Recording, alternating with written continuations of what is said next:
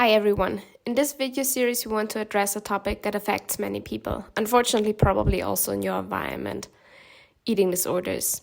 We want to raise awareness and understanding for the reality of eating disorders, and for this purpose, we did some research and conducted 2 experiments with young female social media users. This specific video now aims to tell you how to build a social media post and which communicators are best to choose for your health messages on eating disorders. If you want to get general information about eating disorders and how to communicate the topic, we recommend going back to our first video. And if you want to understand the underlying psychological processes of social media posts better, we recommend going back to our second video. So let's dive right into the social media world and the question, how do I structure a social media post on eating disorders? We always would recommend starting with a short introduction in which you present the problem itself.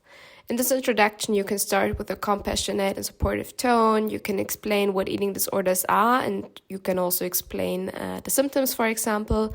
And in doing so, you should use accessible language and also provide just information in general. Also, please keep in mind that eating disorders are a very heavy and also a harmful topic for many people, so you might also want to include a trigger warning before you get started on a topic. In the next step, it is important to raise awareness, and you can create awareness by evoking also a sense of fear through personal experiences, for example, or statistics on the impact that eating disorders can have. And you should make sure that people understand that eating disorders are a serious issue and that suffering from one can be very harmful for you. Also make clear that a lot of people suffer from it, and that it is also likely that media users either suffer themselves or have someone in their close social environment that suffers. This is very likely, unfortunately. In doing so, you will create fear. This will happen, and that is also totally okay. It can actually be useful to also foster healthy behavior afterwards, but it should be moderate, so try to avoid excessive fear. Next, it is very important not only to raise awareness and in doing so also create fear, but also to show solutions and dissolve the fear. In this context, it is critical to give the media users helpful behavior recommendations that are realistic and doable for them, and also make sure that they understand that those behaviors can actually help regarding eating disorders. In science, we would say you try to create perceived self-efficacy and response efficacy. If you're interested in this, I again recommend taking another look at video 2 from us, and that we already linked earlier. In doing so, you can also highlight available resources and support, such as organizations, hotlines, and therapy options. And what you might also want to do is encourage open dialogue and also provide empathetic responses to create a safe space for discussion. Afterwards, you can conclude your post with an uplifting and hopeful message, and also encourage engagement and emphasize that support is available and can be used, and that no one has to be ashamed. Last but not least, some tips from us, but the experts among you will already know this. To increase reach, we recommend using relevant hashtags and also consider linking organizations or support services in the post where your followers can get additional information.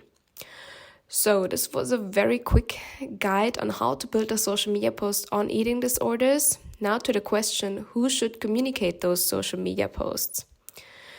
So when considering who to choose as a communicator from a big range of social media influencers, for example, one thing that you should consider is the relationship that the influencer has with their followers. You should make your choice of communicators based on how long actually and how good the relationship is established with the follower. Do they have a loyal followership? Because research has shown that strong bonds with influencers, the so-called parasocial relationships, they result in greater persuasive effects, and they might just make those messages work way better, make them be perceived as way more convincing. So we definitely recommend keeping an eye on that and keeping this in mind when selecting your communicator. Then what is also important is that the influencer or communicator is authentic. This is the one of the most important differences compared to regular advertising, that influencers are perceived as authentic and as true to themselves. So you should also stick with that when choosing communicator in social media. And sharing personal experiences or stories, for example, from the influencer can help to create a connection with the audience and also demonstrate empathy. Here it is also important to make sure that the message fits the influencer again, so it is authentic, and only such a fit can ensure the perception of authentic communication and in turn also ensure the persuasive effectiveness of the messages. Moreover, it is important that the influencer is also sensitive, and sensitivity is crucial when addressing eating disorders, especially when you raise awareness, also create some fear, and also providing support. It is a very sensitive topic. You also need an influencer who is capable of communicating such a sensitive topic.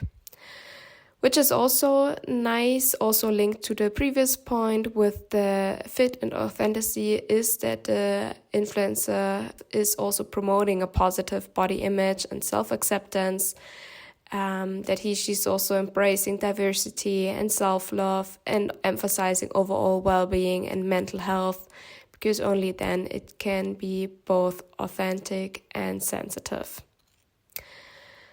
Next, it is also important to consider the expertise or the perceived expertise also of the influencers. Influencers should definitely educate themselves before talking about eating disorders. They should make sure to share accurate information and provide helpful advice to the audience, such as helpline numbers, behavior recommendations, support groups, organizations that offer help and guidance, etc. And it is important that they know well about these things. And this is it is important, it should be the case for all influencers and all communicators, but it is especially important for lesser known SMEs, because it's very important that an influencer is also perceived as knowledgeable, because his or her messages will be judged by that. If they have a very close relationship with their followers already trust them, and they will also trust the message probably. But if the influencer is not that well known for their close relationship, it's even more important that they are considered as being an expert in the field. So moreover, an influencer who regularly interacts with their community, answers comments, asks questions, and responds to feedback can build an active and engaged community. So this is also very important. And a high rate of interaction shows that influencer has a real connection with the followers and that their message are met with interest. So also keep an eye on their engagement rates. And remember, influencers have a powerful platform, and it is their responsibility also to use it in a positive and impactful way, prioritizing the well-being and also the mental health, which also is important in the context of eating disorders of the audience. It should also be in their best interest to engage in that way. That was it with our video series on communication of health messages on eating disorders in social media.